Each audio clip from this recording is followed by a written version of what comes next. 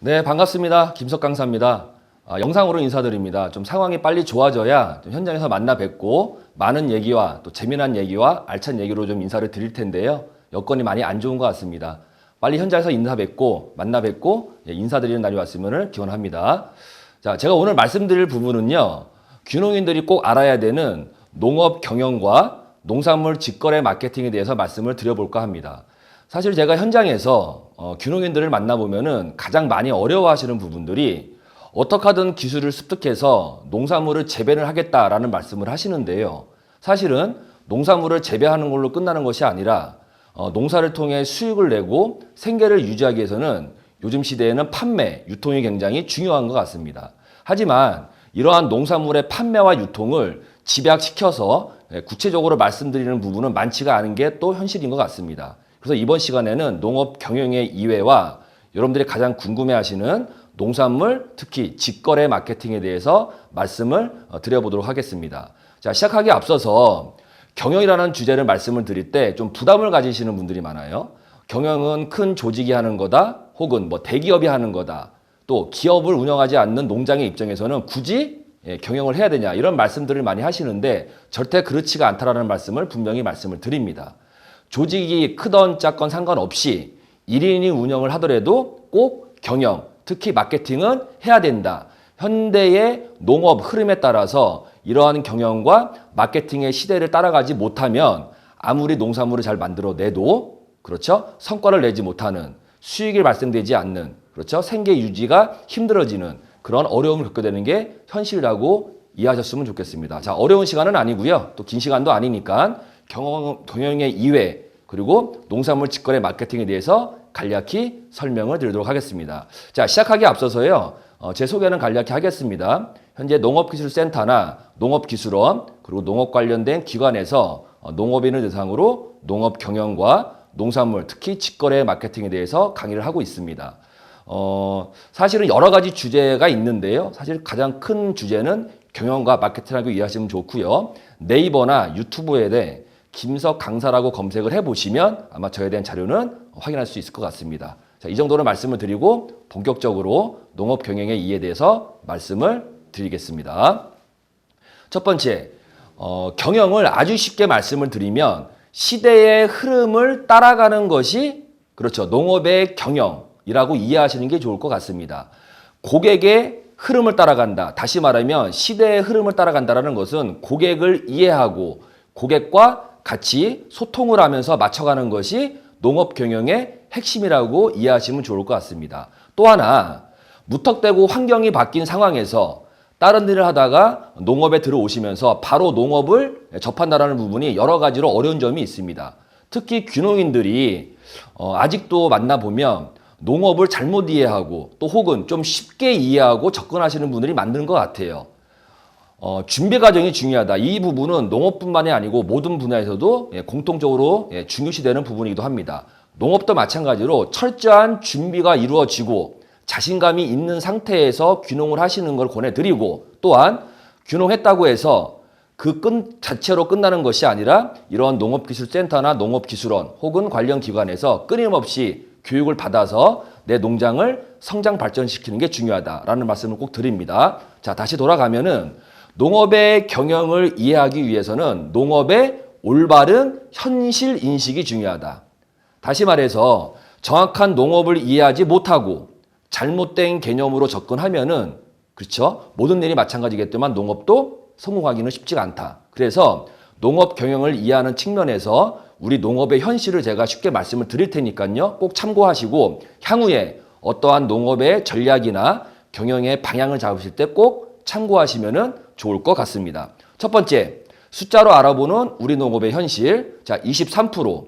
식량 자급률 23%라고 합니다. 아마 귀농하시는 분들은 식량 자급률을 잘 아마 안 들어보시고 좀 어려우실 거예요. 쉽게 말씀을 드리면 우리 농업인이 생산한 농산물을 우리가 먹는 비율, 그렇죠? 그게 식량 자급률이라고 이해하시면 좋을 것 같은데 우리나라의 현재 식량 자급률은 23%라고 합니다. 좀 제가 비교를 해드리기 위해서 세계 평균 데이터를 말씀을 드리면 세계 평균 식량 자급률은 101%라고 합니다. 굉장히 뒤져 있죠? 어찌 보면은 식량 안보라든가 식량 주권 차원에서는 그쵸, 이미 식량의 주권을 뺏긴 것과 다름없다. 선진 농업국, 선도국에 비해서는 식량 자급률이 현저히 낮다. 앞으로 평생 숙제인 것 같습니다. 자, 두 번째는 7,000톤 per 킬로미터, 푸드 마일리지라는 개념인데요. 농산물을 수입하는 양과 수입하는 거리의 합, 곱하기 합을 말씀을 드립니다. 쉽게 말하면 50톤의 농산물을 수입했고 거리는 20km다. 그러면 1,000톤 per 킬로미터가 되겠죠. 그래서 푸드 마일리지는 높은 것이 좋은 게 아니라 그렇죠, 낮은 것이 좋다. 현재 우리나라는 평균 7,000톤 per 킬로미터의 푸드 마일리지를 갖고 있다. 앞에서 말씀드린 대로 선도농가, 선진 농업국에 비하면은 굉장히 높은 수준이죠. 그래서 프랑스의 예를 들어보면은 700톤 per 킬로미터라고 합니다. 자, 3배. 어떤 거의 3배일까요? 40년 동안 쌀값 상승률 3배. 그렇죠? 비교 데이터를 말씀을 드리면 40년 동안 아파트는 84배, 최저임금은 12.4배, 여러분들 좋아하시는 짜장면도 9배, 그렇죠? 대학 등록금도 12배가 올랐다고 합니다. 하지만 40년 동안 쌀값은 3배밖에 안 올랐다. 예.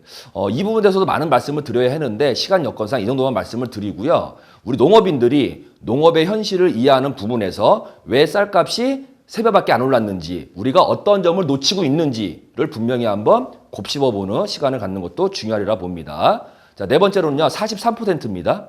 예. 농산물 평균 유통마진 43%. 여러분들이 1,000원에 농사를 지으시고 1,000원에 유통에 넘기시면은 그 중에 430원, 43%가 유통 마진이라고 합니다. 나중에 경험을 하시겠지만 아마 농업에서 이런 말씀을 들으실 것 같아요. 농사는 풍년이 들어도 망하고 흉년이 들어도 망한다. 참 가슴 아픈 얘기인데요. 현재 우리나라의 농산물 평균 유통 마진은 43%다. 어찌 보면 이러한 비율에 의해서 직거래를 강조할 수밖에 없다. 농업인이 경영과 마케팅을 열심히 해야 된다라는 말씀을 드릴 수밖에 없는 사실적인 근거인 것 같습니다. 다음으로는요, 4.5%입니다. 높지는 않죠? 우리나라의 농가 수가 4.5%, 예, 전체 수의 4.5%, 5% 미만입니다. 전략적인 사업으로 국가가 끌고 가기에는 다소 부담이 있다. 쉽지 않은 농가 수를 나타내고 있습니다. 더 어려운 점은 무엇이냐면 이러한 농가 수가 차츰차츰 증가하는 것이 아니라 감소되고 있다는 부분이 가장 큰 문제인 것 같습니다. 농업인의 수를 보면은 2018년도 기준 231만 명이라고 합니다. 제가 이 데이터를 계속 보고 있는데 1년에 약 15만에서 그렇죠, 20만 정도가 감소하고 있다. 그래서 어찌 보면은 내년 후년 정도 되면은 농업인 수가 200만이 안 되는 그런 시대도 곧 올 것 같다라는 말씀을 드려봅니다. 자, 다음으로는 4,200만 원이죠. 예. 4,200만 원은 농가 평균 소득을 4,200만 원이라고 합니다. 사실은 4,200만 원이라고 말씀을 드리면 다들 놀라세요. 월 평균 한 300만 원 되죠? 그럼 농사 지을 만하다라는 말씀을 하시고 영농을 오래 하신 분은 다 이 말을 믿지를 않습니다. 저도 의아했죠. 하지만 알아보니까 우리가 흔히 말하는 농가 평균 소득이라고 하면 농사를 짓는 소득을 의미하는 것이 아니라 농사 소득 이외에 다른 소득을 합산해서 내는 값이 농가 평균 소득이라고 이해하시면 좋을 것 같아요. 그래서 정리해드리면 농업소득, 농업 외소득, 여러분 농업 이외에 나오는 소득이 있겠죠? 이전소득, 지원금, 보조금, 그리고 비경상소득, 퇴직금을 받거나 복권에 당첨되거나 등등등 있겠습니다. 이런 소득을 합산한 것이 4,200만 원이라고 합니다. 그러면 1,292만 원이 뭘까요? 1,292만 원이 비로소 농업의 순수한 소득이라고 합니다. 월 평균을 따지면 100만 원이 안 되겠죠? 사실 이 데이터는 2018년도 기준인데 2017년도 이전에는 1,000만 원이 안 됐다고 합니다. 다시 말해서 농사를 지어서는 농사만 지어서는 월 평균 100만 원도 안 되는 수익밖에 발생이 안 되더라라는 부분을 말씀을 드리고 싶습니다. 다음으로 10배, 선진 농업국 농약 사용률보다 우리나라가 10배의 농약을 많이 사용한다고 합니다. 사실은 선진국, 선진 농업국의 한번 데이터를 분석해 보면 두 가지의 농업의 큰 방향이 있다고 합니다. 첫 번째는 친환경, 두 번째는 협업. 이 두 가지가 선진 농업국들이 현재 바라보고 있는 방향인데 사실은 우리나라는 아직까지 그 발맞춤을 맞추지 못하는 것 같아요. 그 결과 아직까지도 선진 농업국에 비해 농약 사용률이 10배라는 어찌 보면은 참 가슴 아픈 현실을 안고 있다라고 말씀을 드립니다. 2019년 작년이었죠. 아마 관심이 있는 분들은 아마 기억이 나실 텐데 작년 2019년 10월에 잠깐 이슈가 됐던 농업 관련된 사건이 있었습니다. 바로 WTO 개도국 지위 포기 선언. WTO는 세계 무역기구죠. 그동안 우리나라 농업 분야는 전체 분야는 아니고 우리나라의 농업 분야는 그동안 세계 무역기구에 후진국, 다시 말하면 개발도상국 지위를 부여받고 있었습니다. 하지만 여러 가지 이유를 통해 작년 10월 달에 포기를 하게 되겠죠. WTO, 세계 무역기구의 가장 중요한 핵심은 관세 정책입니다. 그동안 우리나라가 FTA를 맺었어도 쌀값의 500% 이상의 관세를 매길 수 있었던 이유는 WTO의 농업 분야가 개발도상국 지위를 받았기 때문에 가능한 일이었으나 작년 10월에 이 개발도상국 지위를 포기함으로써 앞으로는 관세가 많이 떨어질 것이다. 다시 말하면 수입 농산물과 우리 농산물의 경쟁력이 더욱더 심화가 될 것이다 라는 걸 의미하겠죠. 자, 마지막으로 70세입니다. 많이 들어보실 텐데요. 현재 농촌 인구의 3명 중에 1명이 초고령화 70세 이상이라고 합니다. 제가 처음 농업 경영의 이해 때 이 숫자로 된 우리 농업의 현실을 말씀드린 이유는 경영자로서 내 농장을 단순 운영 관리하는 것이 아니라 경영자로서 내 농장을 획기적으로 바꾸고 시대의 흐름에 발맞춰 나가기 위해서는 정확한 농업의 현실을 알아야 된다. 이 현실에 맞는 대응책을 경영에 반영시켜야 된다. 이런 의미에서 아직 여러분들이 많은 귀농을 준비하고 계시겠지만 현실을 좀 직선적으로 알려드리고 싶어 숫자로 제가 한번 통계를 내봤습니다. 이 결과치를 보면은요, 이러한 정답이 나올 것 같아요. 그동안 우리나라의 농업은 생산에만 의존한 농업을 많이 했습니다. 다시 말해서 생산만 하는 농업에 굉장히 많은 방점을 찍어놨죠. 하지만 앞으로는 내가 바뀐다기보다도 우리의 현실, 농업의 현실, 시대의 흐름에 따라 농업도 생산에만 의존하는 것이 아니라 경영도 같이 하는 복합성을 띠고 농장을 경영 관리하는 이런 체제로 바꾸지 않는 한 농업의 현실로 봤을 때 앞으로의 미래 농업은 쉽지가 않다라는 결론에 도달하게 되겠죠. 우리가 미래 농업을 많이 말씀을 드리는데요. 현재도 중요하지만 미래 농업을 준비할 때 앞으로 단기간 내에 농업을 끝내는 것이 아니라 장기간의 농업을 봤을 때는 경영, 다시 말해서 농장을 경영하는 힘과 방향을 설정해야 된다. 특히 귀농인들은 앞으로 경영을 할지 아는 귀농인이 미래 농업에는 성공한다라는 부분을 강력히 말씀을 드려봅니다. 우리는 왜 경영을 해야 되나요? 그렇죠? 농부와 농업인을 제가 한번 쉽게 이해를 도와드리겠습니다. 농부, 농업인 같은 말 같죠? 또 다른 말 같기도 합니까? 저도 헷갈리는데요. 제가 하도 궁금해서 한번 사전을 찾아봤습니다. 네이버에서 농부라고 치면은 이런 답변이 나와요. 뿌리고, 가꾸고, 거두고. 다시요. 농부라는 키워드로 검색을 해보면 뿌리고, 가꾸고, 거두고 농사를 짓는 사람 이런 식으로 표현을 합니다. 또 농업인을 검색을 해보면은요. 농업에 종사하는 사람 이렇게 표현을 하는 것 같습니다. 같은 것 같으면서도 좀 달라 보이겠죠? 그래서 궁금합니다. 농부란 농사에 종사하는 사람이고 농업인이란 농업에 종사하는 사람. 그러면 농사와 농업의 개념이 뭐냐? 아마 예전에 기억나실 텐데 1차 생산, 2차 가공, 3차 서비스 이 세 가지를 더해서 하는 것이 농업의 6차 산업화 전략. 다른 말로 하면은 융복합 산업이겠죠? 농부는 있는 그대로 표현을 하자면 1차, 2차, 3차에서 1차 생산에만 국한된 사람. 이렇게 정의를 내리면 이해가 쉬울 것 같고요. 농업인은 1차 생산뿐만이 아니라 2차 가공, 3차 서비스 판매까지 같이 하는 사람으로 이해하시는 게 아마 여러분들 이해하는 데 도움이 될 것 같습니다. 정리를 해드리면은 농부는 1차 생산, 다시 말해서 경영이 아닌 생산에만 의존하는 사람으로 표현이 된다면 농업인은 경영을 정착한 1차 생산, 2차 가공, 3차 서비스 판매까지 하는 사람으로 이해하시면 아마 경영의 중요성과 농부와 농업인의 약간 다른 점을 이해할 수 있겠다. 그러면 농부로 살아갈지 농업인으로 살아갈지는 선택의 문제인 것 같습니다. 하지만 현재 농업에서 활동을 하고 여러 농업인을 만나보고 농업 현장에서 농업인과 농업기관을 지도한 바에 따르면 향후에 돈이 되는 농업, 다시 말해서 미래 농업을 준비하는 자세로서는 농부보다는 그렇죠. 농업인으로 가야 성공할 확률이 높다. 농업인으로서 경영을 할 줄 알아야 조금 더 미래 농업이 보장되더라 라는 말씀을 드립니다. 농부는 만드는 사람, 농업인은 판매하는 사람. 그래서 여러분들이 향후에 여러 가지 교육을 받으시겠지만 내가 농부로 살아갈지 농업인으로 살아갈지는 선택의 문제다. 하지만 농업인으로서 경영을 하는 것은 굉장히 현재의 농업, 특히 미래 농업에서는 굉장히 중요하다라는 말씀을 드리고 앞에서 말씀드린 우리 농업의 현실을 가장 빨리 타파하는 방법도 어찌 보면은 농업인으로서 살아가는 것이 조금 더 빠른 시간을 줄이는 방법이 아닐까라는 개인적인 소견을 말씀을 드립니다. 자, 경영을 조금 더 쉽게 한번 설명을 드리겠습니다. 사실은 경영 부분을 이론적으로 말씀을 드리면은 굉장히 어려워들 하시고 또 접근을 피하시는 경우가 많더라고요. 그래서 이론적인 말씀보다는 제가 현장에서 느낀 점과 현실적인 얘기 위주로 말씀을 드려보도록 하겠습니다. 자, 경영은 돈이 되는 농업을 하자. 다시 말해서 그동안은 우리 농업이 돈이 안 됐다라는 걸 반증하겠죠? 그럼 과연 왜 우리 농업은 돈이 안 됐을까요?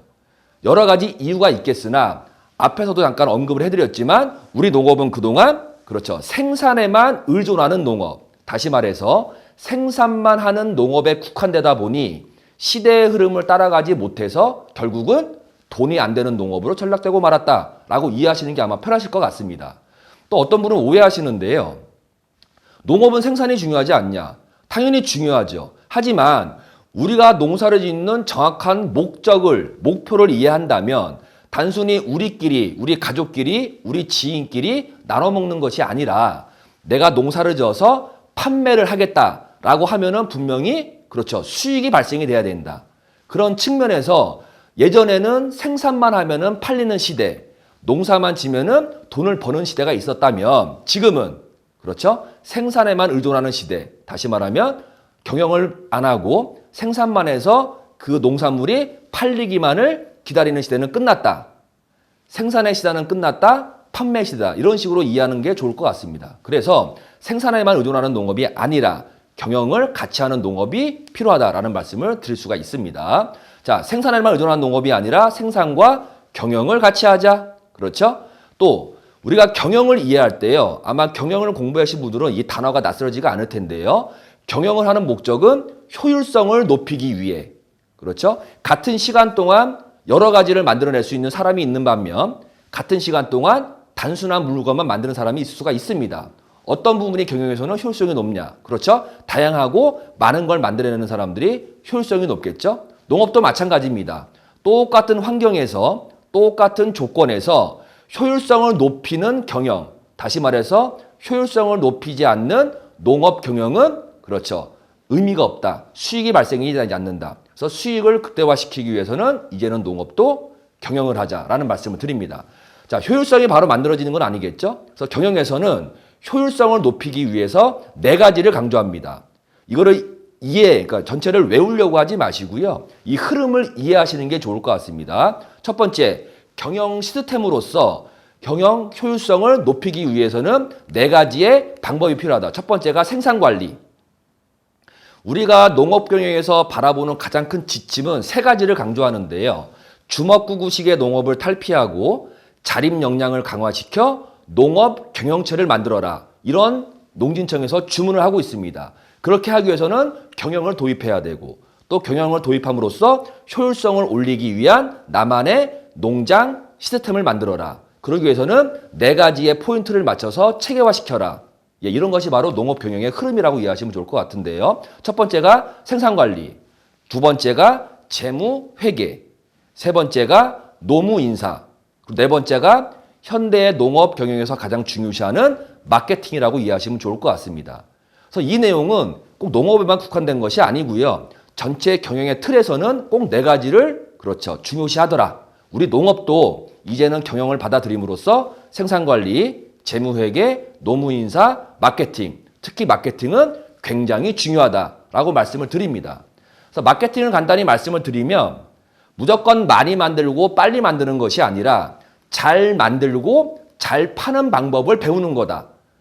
큰 기업이나 큰 집단만이 하는 것이 아니라 내가 혼자 농장을 경영하더라도 잘 만들고 잘 파는 방법이 무엇일까라는 걸 탐구하고 공부하고 실현에 옮기는 것이 마케팅이다라고 이해하시면 조금 더 여러분들 마음이 호감할 것 같습니다. 또 하나, 이러한 경영을 하기 위해서는요, 4가지의 경영 활동을 강조합니다. 첫 번째가 오늘 경영을 배우고 당장 우리가 실천에 옮겨야 될 부분, 첫 번째가 바로 기록을 하자. 그렇죠? 말로만 하는, 머릿속에 있는 것이 아니라 누구든 다 객관적으로 바라볼 수 있는 기록에 남기자. 제가 경험하는 농업인들은 참 기록하기를 싫어합니다. 예, 그 결과 데이터가 없는 농업, 그 결과 주먹구구식의 농업이 지금까지 행해지고 있다. 예, 안 되겠죠? 앞으로 귀농인들은 꼭 기록에 남기자. 그럼 왜 기록을 하냐? 측정 가능하고 전년도 데이터와 지금 데이터를 경영에서는 비교해라.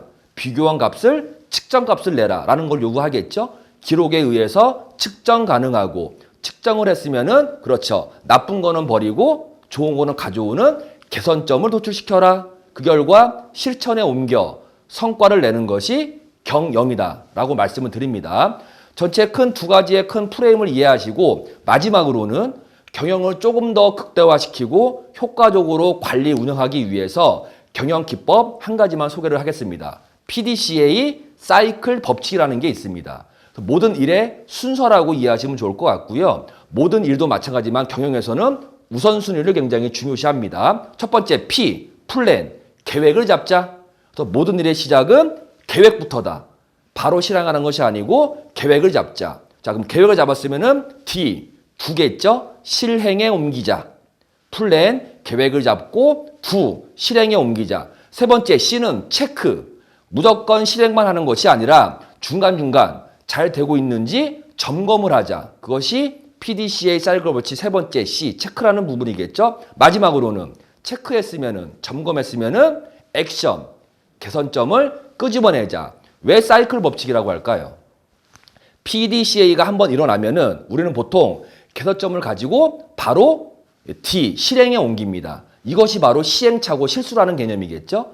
PDCA 사이클 법칙에 의해 개선점이 노출됐으면 어디로 가자? 다시 플랜, 계획으로 가자. 그래서 PDCA가 계속적으로 연결되면서 내 농장의 효율성을 올릴 수 있는 시스템이 만들어지고 이러한 시스템이 쌓이면서 노하우와 기반 지식이 쌓여 경영을 통해 수익을 내는 돈이 되는 농업, 다시 말하면 생산에만 의존하는 농업이 아니라 경영을 결합한 수익을 내는 돈을 내는 농업으로서 경영을 활용할 수 있다라고 말씀을 드릴 수가 있습니다.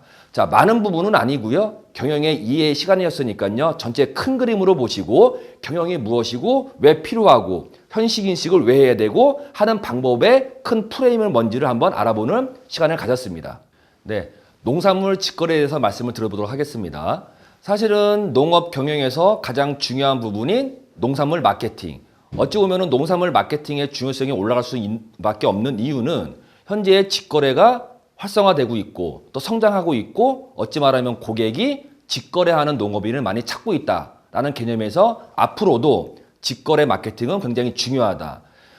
향후에 어느 지역으로 이제 귀농을 하시게 되면은요, 가장 큰 문제점이 뭐냐면 초창기에는 생산에만 의존한다. 생산 기술에만 많은 교육을 받고 있고 생산에 집중하는 농업으로서의 갈 수밖에 없다라고 말씀을 많이 하시는데요. 모든 건 병행하는 게 좋은 것 같습니다.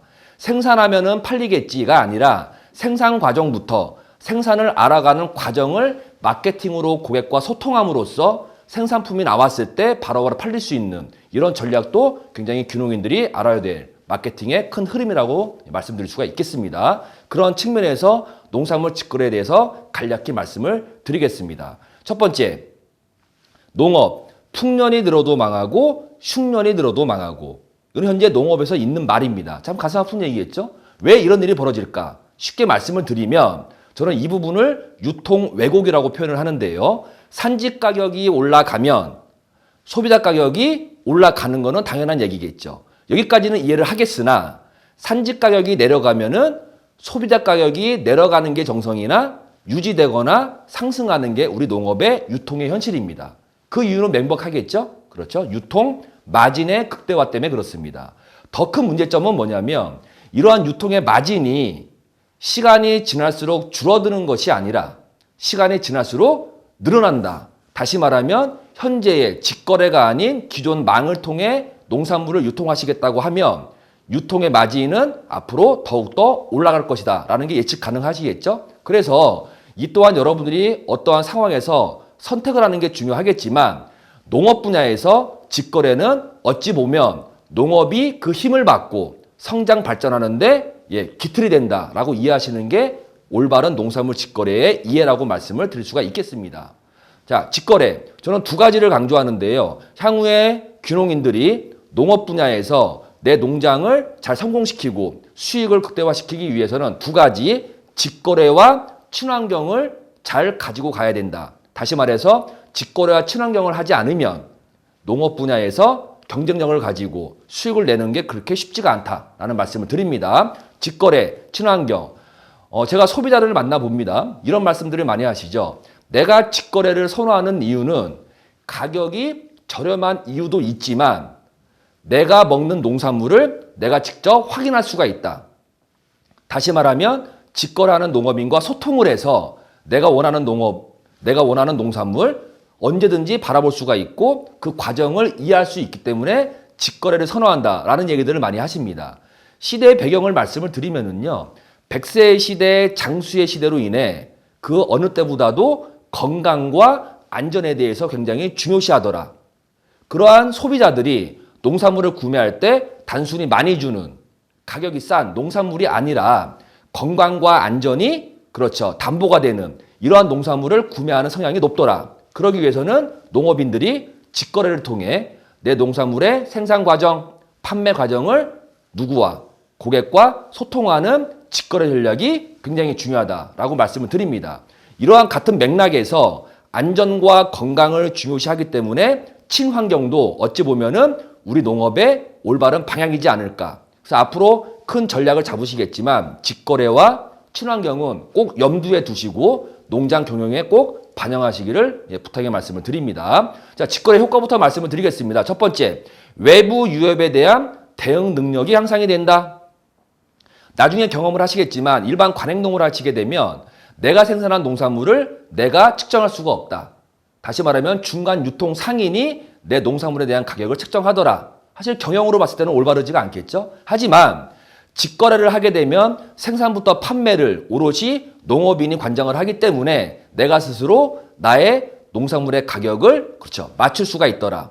다시 말하면 일반 소비자가와 더 높은 그렇죠 농산물 가격을 책정할 수 있더라. 그래서 이러한 가격적인 면에서 능력이 향상된다라는 효과를 말씀드릴 수가 있고요. 두 번째는 고객을 만나기 때문에 내부 역량이 강화된다.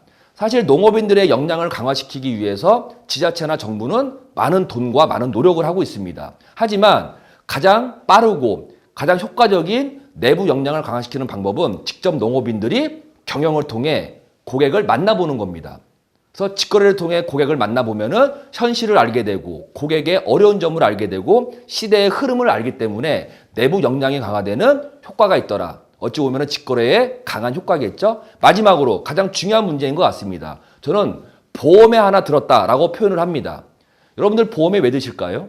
어떠한 사고를 낸다, 사고가 날 것이다 라는 가정을 하고 드는 것이 아니라 위험에 빠졌을 때 사고 났을 때를 대비해서 미리 보험에 드는 거겠죠. 농산물도 마찬가지인 것 같아요. 농산물이 평균적으로 같은 패턴으로 가격이 형성되면은 사실 이런 걸 할 필요가 없겠죠. 하지만 농업에 대한 평균 가격은 등락폭이 굉장히 심하다.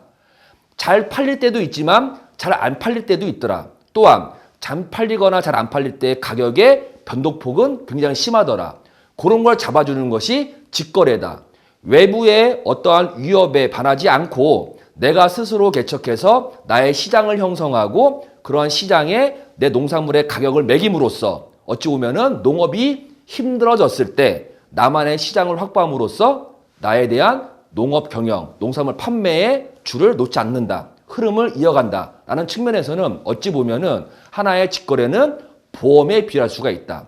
그래서 여러 가지 효과가 있겠으나 직거래를 함으로써 간략하게 한 3가지 정도의 효과가 있다고 인식을 하시고 쉽지는 않아요. 하지만 못할 것도 아닌 것 같습니다. 많은 농업기술센터나 관련 기관에서 현재 농업인들의 직거래를 도와주는 프로그램과 교육, 지원 사업이 많이 있으니까요. 꼭 두들겨 보시고 직거래를 통해서 수익을 창출해 보시기 바랍니다. 자, 그럼 직거래를 어떻게 할까요? 간략히 말씀을 드리면 생산이 일어난 후에 내 농산물을 고객에게 알린다. 요즘에 가장 빨리 알릴 수 있고 효과적으로 알릴 수 있고 저비용 고율 이런 표현을 씁니다. 저렴한 가격으로 극대화시킬 수 있는 홍보 방법. 그렇죠? 온라인 마케팅인 것 같습니다. 지금 코로나19로 인해 만나지가 못하죠. 비대면, 온택트라는 말이 나왔죠. 인간은 사회적 동물이기 때문에 관계를 맺지 않고는 살 수가 없다. 현재 코로나로 인해 관계를 맺지 못하니 어디에서 맺는다? 그게 온택트, 온라인 개념이겠죠. 그래서 지금도 성행하고 있지만 코로나19로 인해 아마 향후에는 온라인 마케팅, 다시 말하면 온라인을 통한 농산물 판매에 대한 수요가 굉장히 많아질 것이다 라고 예측을 한번 해봅니다. 그러한 개념으로 생산, 그 다음에는 판매할 수 있는 온라인 마케팅을 해야 된다. 향후에 각 지자체의 농업센터를 방문하게 되시면 정보화 농업인 이 비즈니스 교육을 통해서 농업인들을 그렇죠 온라인 마케팅할 수 있는 기초 지식과 실천 그리고 조직을 만들어주는 일련의 활동을 다 지원받을 수가 있다. 그러니 꼭 온라인 마케팅은 전제 직거래에서는 굉장히 중요한 부분이다 라고 말씀을 드립니다. 두 번째, 온라인 마케팅을 통해 고객과의 접점을 잡았다. 쉬운 말로 고객과 소통을 했다. 그 판매가 일어나겠죠. 첫 번째, 제일 먼저 고객과의 접점을 잡는 판매 형식이 바로 전화 주문, 전화 응대입니다. 하지만 상대적으로 사람을 만나는 것이 아니라 전화로 응대하다 보니까 약간의 오해의 요지가 있더라. 그래서 우리가 직거래를 함에 있어 전화 응대와 그렇죠 전화 고객 대응은 굉장히 중요하다. 전화 받는 방법, 향후에 어떠한 매뉴얼을 가지고 시뮬레이션을 가지고 고객과의 전화하는 연습도 굉장히 중요하다라는 말씀을 드립니다. 자, 전화 응대가 일어나면 세 번째, 정보 입력입니다. 고객의 정보를 어디에? 머릿속에 아닌 컴퓨터에 입력하자. 그렇죠? 머릿속에 입력한 것은 시간이 지날수록 변질이 되겠죠? 오염이 일어나겠죠? 하지만 컴퓨터에 저장을 해놓고 문서화시켜서 그 고객의 각각의 특징, 성향 등을 관리만 해준다면 조금 더 고객의 서비스가 올라가지 않을까. 그런 차원에서는 고객의 정보를 어디에? 컴퓨터에 입력하자. 네 번째, 이러한 고객이 발주를 했을 때 우리는 택배를 통해 발주를 넣습니다. 사실 여기서 안타까운 부분이 뭐냐면 여러분 택배 받아보시면 아시겠지만 요즘에 굉장히 잘 돼 있죠? 어떠한 물건을 전날 주문하면 바로 다음날 옵니다. 그냥 오는 것이 아니고 중간중간에 문자나 전화를 통해 현재 어디에 와 있고 언제 가겠다라는 것을 소통을 하고 있겠죠.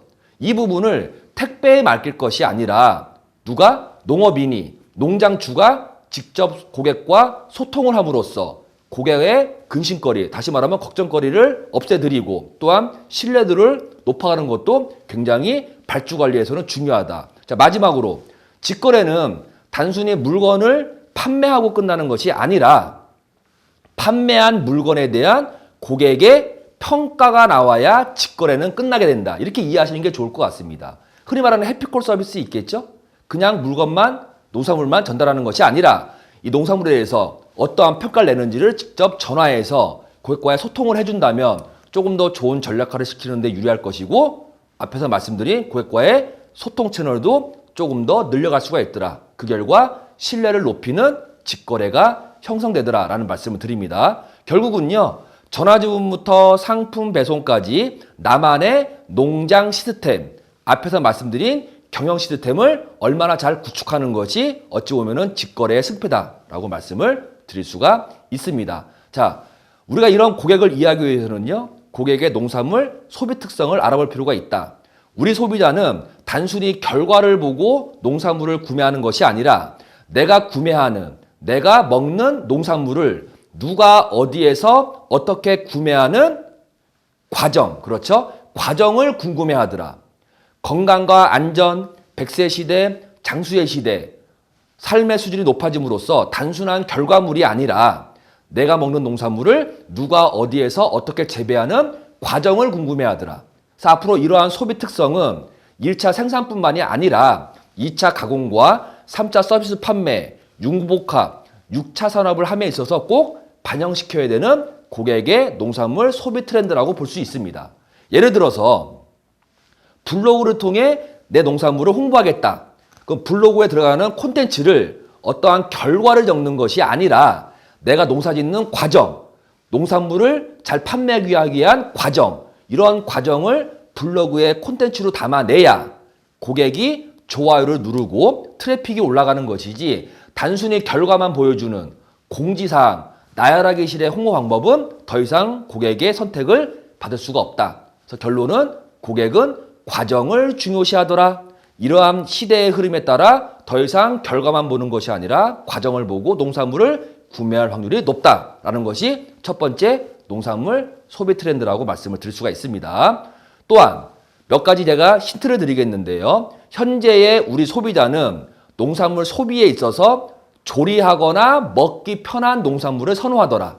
예전에는 조리하고 먹기 불편해도 좀 싼 농산물, 많이 주는 농산물, 그렇죠? 그런 농산물을 선호했다면 지금은 아무리 좋아도 조리하기 불편하거나 먹기 불편하면 구매하지 않더라. 단적인 예로 우리 국내에서 선호하는 과일 선호도 1등이 여러분들은 사과라고 알고 계실 텐데 1등은 딸기입니다. 그래서 물어봅니다. 왜 딸기를 선호하시죠? 그럼 답변이 이런 답변이 나와요. 맛있다가 아니라 먹기 편하니까. 그럼 이러한 소비의 트렌드를 분석해 보면 앞으로 껍질이 많은, 그렇죠? 무거운, 귀찮은 이러한 농산물보다는 단순히 먹기 편한 농산물이 판매가 될 가능성이 많더라라고 분석을 할 수가 있겠죠? 마트에 가서 수박을 고르는 주부들한테 물어봅니다. 왜 수박을 안 삽니까? 맛이 없어서가 아니라 무거워서, 이런 답변을 하게 되겠죠.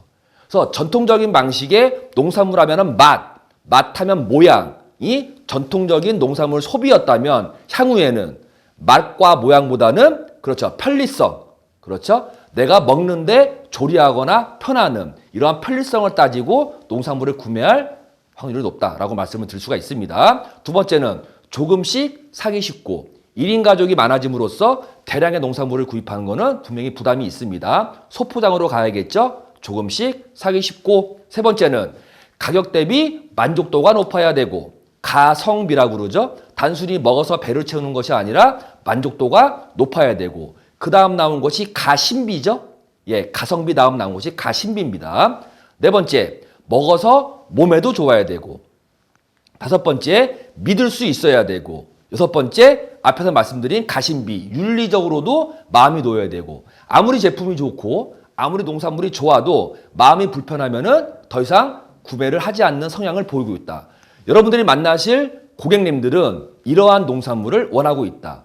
이 모든 걸 다 하나하나 맞추는 게 쉽지는 않겠죠? 그래서 전략적으로 내 농장 환경, 내 농산물에 따라 이러한 고객의 농산물 구매 습성을 파악하여 가장 잘 맞는 접점을 잡아서 선택과 집중을 하는 것도 농산물 마케팅에서는 굉장히 중요하다라고 말씀을 드릴 수가 있습니다. 또한 소비자들은 식품 소비를 통해 배고픔을 해결하고, 그렇죠, 안전, 건강 등을 추구하며 나를 드러내는 선물과 감사를 표시하는 이런 용도로 농산물 소비를 하고 있더라. 다시 한번 말씀을 드리지만 전통적인 먹는 농산물이 아니라 다양한 욕구를 해결하는 농산물 구매로 변하고 있더라. 이런 추이는 앞으로 더 많아지면 많아졌지 줄어들지는 않을 것이다 라는 게 큰 농산물 소비 트렌드의 흐름이라고 이해하시면 좋을 것 같습니다. 따라서 생산이 소비로 직결되는 시대는 끝났다. 소비자의 선택을 받아야 생존하는 시대가 농업이다. 그렇기 때문에 생산만 하는 것이 아니라 경영을 같이 하는 농업인이 되어야 된다. 농업 경영의 중요성을 다시 한번 강조해 드립니다. 6가지로 농산물 트렌드를 간략히 좀 정리해 보겠습니다. 첫 번째, 맛. 예전에는 직접 먹어보는 것이 맛이었다면 지금은 간접 경험을 더 중요시하더라. SNS, 블로그, 특히 인스타그램이나 페이스북을 통해서 간접 경험을 하는 것도 굉장히 중요시한다. 맛이라는 것이 직접 먹어보는 것이 아니라 타인이 한 경험을 굉장히 중요시하고 구매에 반영을 시키더라. 그렇죠? 두 번째, 안전. 온라인 직거래를 통해 과정을 이해함으로써 안전한 농산물을 선호하더라. 세 번째, 건강. 밥이 보약이다. 단순히 배를 채우는 것이 아니라 배를 채우는 김에, 그렇죠, 건강도 챙긴다. 약식 동원. 동의보감의 허준 선생이 얘기했겠죠. 약과 식품은 원리가 같다. 그렇죠? 그래서 약도 중요하지만 식품의 중요성을 강조합니다. 바로 여러분들이 생산하시는 농산물이겠죠. 네 번째, 간편식. 바쁜 일상 속에서 편리함을 추구하더라. 여러분들 마트나 편의점을 가게 되면은요, 도시락 같은 부분이 굉장히 판매량을 높이 올리고 있습니다. 우리가 생산만 국한된 것이 아니라 2차 가공과 3차 서비스 판매를 하시겠다면 이런 부분도 분명히 분석을 하시고 접근하는 것이 중요하다. 다섯 번째, 합리적인 소비, 나를 위한 소비. 좀 더 폭넓게 말씀드리면 가치 소비. 단순히 농업을 농산물로 보는 것이 아니라 가치의 상품으로 보더라. 이러한 가치 소비를 추구하더라 라고 말씀을 드릴 수가 있고요. 마지막으로 소량, 1인 가구, 솔로 이코노미 등으로 간소함을 추구하는 구매 형식이 확산되고 있더라. 그래서 이 6가지는 어찌 보면 힌트라고 말씀을 드리는데 향후에 여러분들이 가공과 판매를 함에 있어서 이러한 6가지의 트렌드를 꼭 반영해야지만 고객의 선택을 받을 수 있다. 어찌 보면은 농산물 마케팅에서 중요한 트렌드를 내 농산물에 반영함으로써 그렇죠. 마켓 시어를 늘리는, 판매량을 늘리는 성과를 낼 수가 있다라고 말씀을 드리기 때문에 농산물 소비 트렌드는 여러분들이 끊임없이 들여다보셔야 되고 시대의 흐름을 읽기 위한 노력을 하셔야 된다라고 말씀을 드립니다. 소비자 혁명이라고 하는데요. 3가지만 기억하시면 좋을 것 같아요. 소비자가 상품을 선택하는 시대다. 다시 말해서 선택을 받기 위해서는 농업인도 경영과 마케팅을 해야 된다. 그러기 위해서는 고객의 소비 트렌드를 분석해야 된다. 연결이 되겠죠? 앞뒤 맥락을 이해하시면 좋을 것 같습니다. 두 번째, 또 나옵니다. 안전, 건강 등을 중요시하는 소비가 확산되고 있더라. 그렇죠? 세 번째는 단순한 판매로 끝나는 것이 아니라 생산자와 소비자 간의 유기적인 신뢰 관계가 형성돼야 판매가 늘어나더라. 어찌로 보면은 직거래를 활성화시키기 위해서는 가장 중요한 부분은 생산자와 소비자의 신뢰 관계 유지다라고 말씀을 드릴 수가 있습니다. 결국은 생산자 중심이 아닌 소비자 중시의 농업으로 확산되고 있더라. 이러한 흐름에 그렇죠. 귀농인들, 농업인들도 발을 맞춰야 된다. 가장 빠른 길은 경영과 마케팅이다라고 말씀을 드릴 수가 있습니다. 지금도 마찬가지고 과거에도 일어났고요. 미래에도 일어날 일입니다. 시장은 여러 가지의 내용으로 서로 그렇죠. 공존하게 돼 있어요. 제가 예측을 한번 해보겠습니다. 향후에 우리 농업의 시장은 크게 2가지 시장으로 분류가 될 겁니다. 첫 번째, 구매 기준으로 보겠습니다. 시장 A는 맛과 색깔, 모양을 중시하는 구매 기준의 시장이 있다는 반면에 다시 말하면 건강과 안전을 중요시하는 시장도 공존할 것이다. 그렇죠? 과거에도 존재했고 현재에도 존재했고 미래에도 존재할 것입니다. 두 번째, 이러한 맛과 색깔을 중요시하는 구매 기준으로 삼는 시장은 생산 방법이 공장화가 될 겁니다. 반면에 시장 B인 건강과 안전을 구매 기준으로 두는 시장은 공장화가 아닌 자연화가 될 것이다.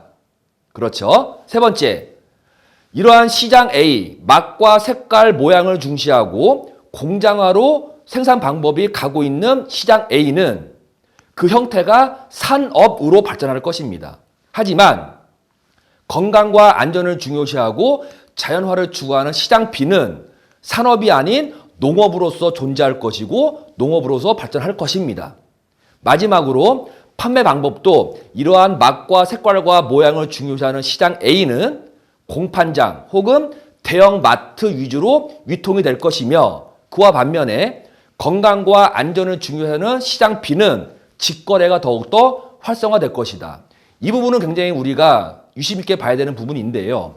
어떠한 경영과 마케팅을 하는 것도 중요하지만 전략적으로 어느 시장에 어떠한 방법으로 들어가는 것도 굉장히 농업 입장에서는 굉장히 중요하다.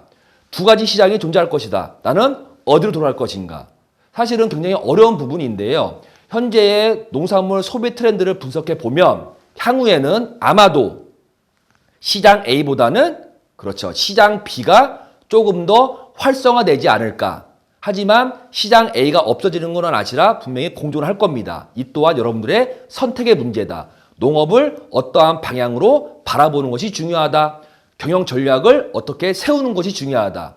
트렌드를 분석해보니 시장 B가 조금 더 활성화되지 않을까라는 조심스러운 예측을 한번 해봅니다. 결국 어떠한 가치로 농업을 바라보는 것이 중요하다. 가치 소비겠죠? 그래서 가치 소비는 단순히 농산물을 구매하는 것이 아니라 구매로 인해 얻어지는 여러 가지 혜택을 염두하고 소비하더라. 특히 농산물은 안전과 건강을 중요시하더라라고 이해하시는 게 좋을 것 같습니다.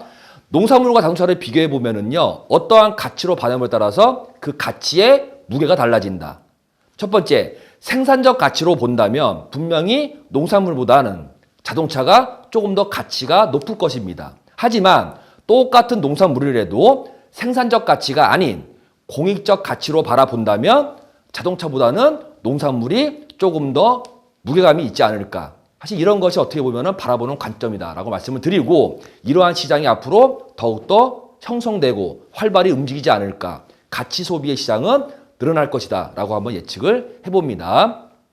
결국 이러한 트렌드 분석에 의해 앞으로 우리 농업이, 농산물이 어느 시장, 어느 쪽으로 가야 될지를 간략히 설명을 드리면, 과거에는 모양, 맛, 건강이었다면 향후에는 모양보다는 맛보다는 건강을 중요시하는 농산물을 선호할 가망성이 많더라. 고객의 농산물 소비 트렌드를 분석해보면 가장 많이 나오는 답변이 건강과 안전을 중요시하더라.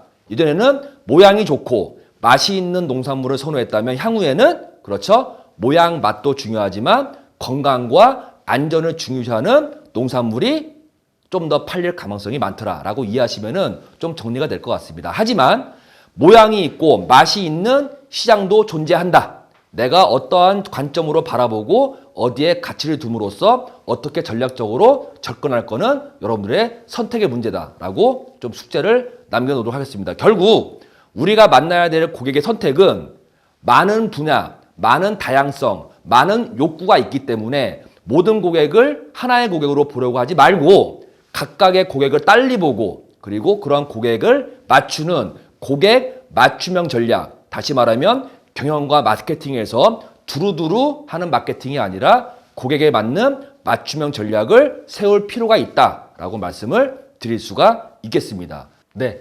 마지막으로 우리 귀농인들이 꼭 알아야 되는 농산물 마케팅 전략 포인트만 한 가지 말씀을 드리고 마무리를 하도록 하겠습니다. 여러분들은 앞으로 직거래를 활성화시키고 농산물을 판매하기 위해서는 소비자와 고객을 만나게 될 것입니다. 큰 차이는 없지만 개념적으로 말씀을 드리면 소비자와 고객은 다른 분류겠죠? 소비자를 최초에 만나고 소비자가 단골, 다시 말하면은 고객이 되는 이 흐름을 가져가겠죠? 그래서 여러분들이 최초에 만나는 소비자와 이를 단골, 다시 말하면은 고객으로 만드는 방법 중에 마케팅 포인트 전략으로서는 컨셉팅, 그렇죠? 컨셉을 활용하는 컨셉팅을 여러분들이 좀 유의 깊게 보실 필요가 있다. 그래서 마지막 마케팅 전략으로서 마케팅 컨셉팅에 대해서 말씀을 드려보도록 하겠습니다. 자, 예를 한번 들어볼게요. 앞에 보이시는 그림, 그렇죠? 올빼미일까요? 부엉이일까요? 정식적으로 말씀을 드리면 턱이 둥글고 뿔이 없으면 올빼미요. 턱이 네모지고 뿔이 있으면 부엉이다 라고 만약에 고객에게 설명을 했다면 아마 고객은 더욱더 혼란에 빠지겠죠. 헷갈리겠죠. 기억도 안 나겠죠. 컨셉화가 이루어지지가 않습니다. 그래서 컨셉화를 시키기 위해서는 첫 번째 중요한 것이 고객의 입장에서 어떻게 설명하느냐가 중요하다.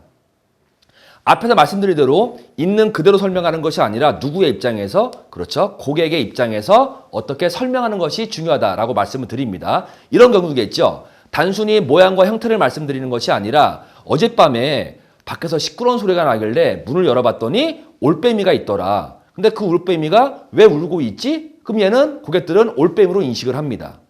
또한 밖에서 소리가 나길래 문을 열어봤더니 부엉이가 있더라. 근데 그 부엉이가 왜 울고 있지? 라고 설명을 해준다면 고객들은, 그렇죠, 올빼미가 아닌 부엉이로 인식할 가능성이 많습니다. 그래서 첫 번째, 우리 귀농인들이 알아야 될 농산물 마케팅 전략 중에 컨셉팅은 단순한 제품을 설명하는 것이 아니라 내 농산물에 이야기를 입혀서 이야기로 설명해라. 누구 입장에서? 고객의 입장에서. 정리하면은 고객의 입장에서 스토리텔링을 하지 않으면은 마케팅에서는 컨셉화가 이루어지지 않더라. 앞에서 분명히 확인을 했죠. 고객의 욕구는 다양화될 것이다.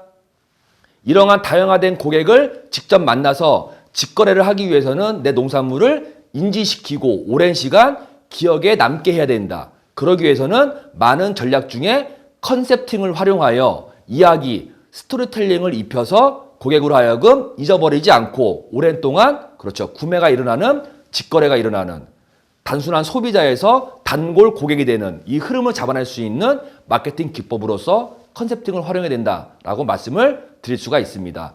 자, 경영과 마케팅, 우리 귀농인들이 겪어야 될 농업의 현실 부분을 말씀을 드렸습니다. 긴 시간은 아닌 것 같죠? 짧은 시간이었습니다. 향후에 여러 기관에서 이러한 경영과 마케팅 교육을 끊임없이 받으실 필요가 있고요. 오늘은 귀농인이 알아야 될 농업의 경험, 이해, 그리고 농산물 직거래 마케팅에서 말씀을 드렸습니다. 향후에 행복한 귀농하시고 귀농인이 되었을 때, 농업인이 되었을 때 오늘 강의가 여러분 농장 경영에 많은 도움이 되기를 희망해 봅니다. 네, 마치겠습니다. 감사합니다.